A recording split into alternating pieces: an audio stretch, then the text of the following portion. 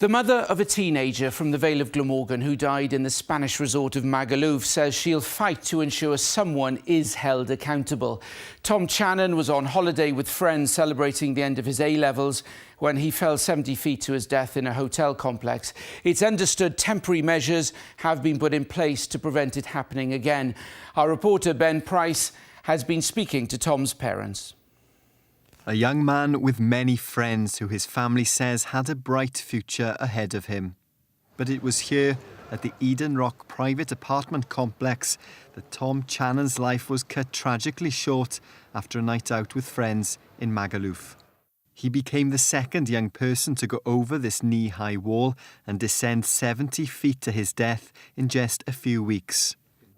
Today, his mother told me someone should be held to account for not doing something sooner, which could have prevented her son's death.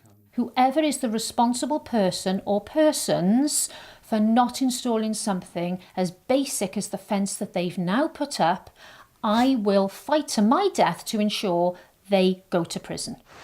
Magaluf is renowned as a destination for young people who go there to celebrate the end of their exams. Tom Channon, like many others, had been out in the town enjoying himself with friends. It's thought he may have got confused in the dark on his way back to his hotel when he entered the Eden Rock complex and fell. The local authority has previously told BBC Wales all buildings in the resort are safe, but a safety directive was recently sent out by the Mayor's office, which has prompted someone to put a temporary fence in front of the low wall. Makes me feel very angry. It makes me feel very angry indeed, because we fought for somebody to do something to ensure that no other child fell from there. And it took us 2 weeks and a day. If somebody else had done what I did and what my family have done, amidst all of our grief, our son would still be here today. And I think what is really makes you angry is the fact that when you look at the temporary fence that they've now constructed, it's fairly straightforward, it's fairly simple. It could have been done very quickly after the death of the first boy. Tom's family says they plan to return to Mallorca to continue to fight for justice. This comes just days after his funeral was held at a church in Porthkerry. If you can. Tom was an amazing person. He put others before himself.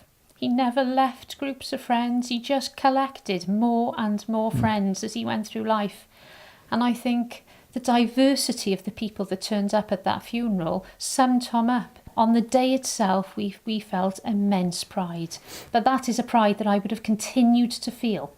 I would have had it for the rest of my life. And that's why I will not let Tom go without justice being served.